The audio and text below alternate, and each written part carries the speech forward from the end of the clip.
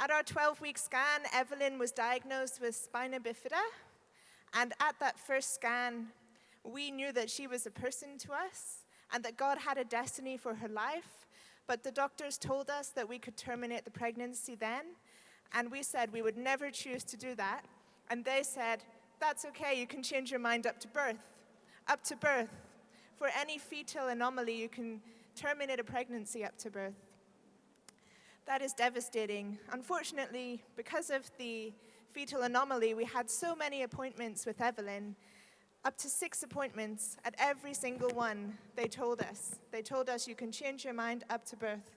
You can decide that you can try again. Get the pregnancy you want. Create the person who's perfect to you. Do we have that much control in the womb? I don't think so. God destines her future from conception, no exception. No fetal anomaly is an exception to a person's worth. So when Evelyn was diagnosed, we were given 3 options. We could have fetal surgery, we could terminate the pregnancy, or we could have surgery after she was born. And we decided to go with surgery while she was in the womb in London. It was so experimental at that time that it wasn't on the NHS yet. We had to have it done in London. One of the risks of fetal surgery is that it can prompt premature labor. So I went into labor with Evelyn at 26 weeks. Now, when I was lying there, in the most traumatic moment of my life, the doctor looked at me and said, this baby has just had surgery on her spine. She's not going to do well. What are you going to do? What do you want us to do? In that moment, when I am on drugs, about to be put under general anesthetic for an emergency cesarean, they ask me, do I want them to resuscitate my child if she is born not breathing? Evelyn, it took them 5 minutes to resuscitate Evelyn, and look at her now. She is doing well. They were wrong.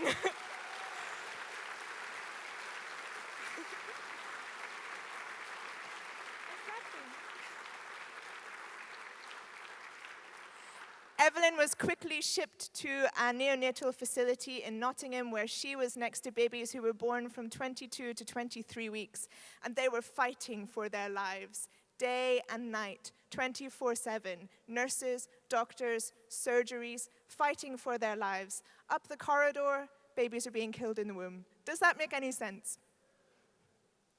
Evelyn had 3 surgeries after that while she was in neonatal care. They operated on her heart, on her bowel, and on her eyes. They told us when they diagnosed us that she wouldn't be able to crawl, she wouldn't be able to sit, she would never be able to communicate. That was the worst case scenario. But we see the best case scenario. We're working on her physio. She's learning how to stand and walk.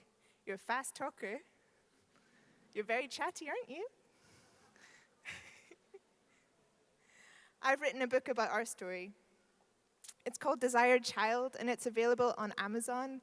Evelyn's name means desired child, because we know that God wished for her and has a purpose, a desired purpose for her life.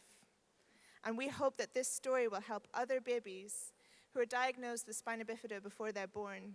Unfortunately, 81% of babies diagnosed with fetal anomalies are aborted. And the abortion age limit is up to birth for all of those. That's devastating. But we know that there's a future for children like Evelyn, and that hopefully our society will start to see equality before people are born as well as after people are born. And that's all I have to say.